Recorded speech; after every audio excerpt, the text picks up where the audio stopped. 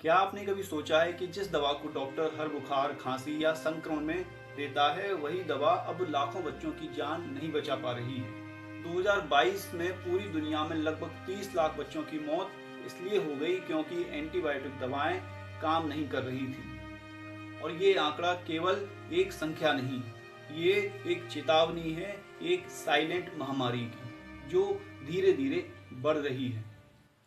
आज हम बात करेंगे एंटीबायोटिक रेजिस्टेंस की उस खतरनाक सच्चाई के बारे में जिसके बारे में शायद ही आपने सुना हो।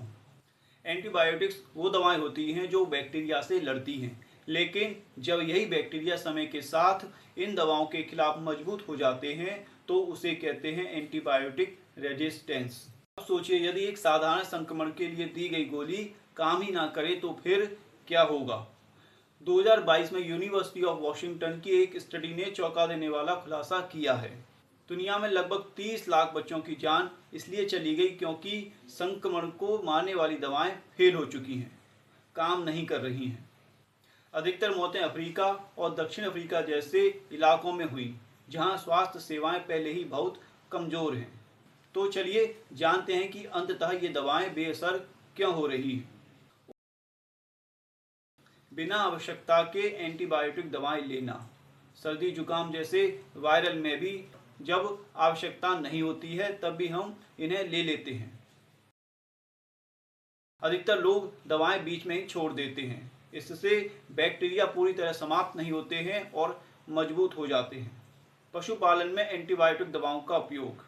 जानवरों को तेजी से बड़ा करने के लिए एंटीबायोटिक्स दी जाती हैं। ये दवाएं मांसाहार या डेयरी प्रोडक्ट के माध्यम से हमारे शरीर में भी पहुंचती हैं। यह एक तरह से सुपर बग्स को जन्म दे रहा है, ऐसे बैक्टीरिया जिन पर कोई दवा असर नहीं करती है। बच्चों की इम्यूनिटी कमज़ोर होती है। अगर उन्हें निमोनिया, डायरिया या सेप्टिसीमिया हो और एंटीबायोटिक दवाएं काम ना करें तो स्थिति गंभीर हो सकती है।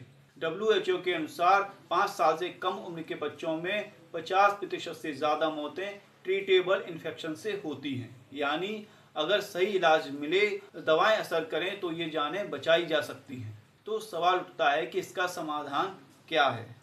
बिना डॉक्टर की सलाह के दवा ना लें, एंटीबायोटिक्स को समय पर और पूरा कोर्स लें, और टीकाकरण बच्चों को संक्रमण से पहले ही सुरक्षित कर सकता है। नई दवाओं की खोज ज़रूरी है क्योंकि पुराने हथियार अब बेकार हो रहे हैं।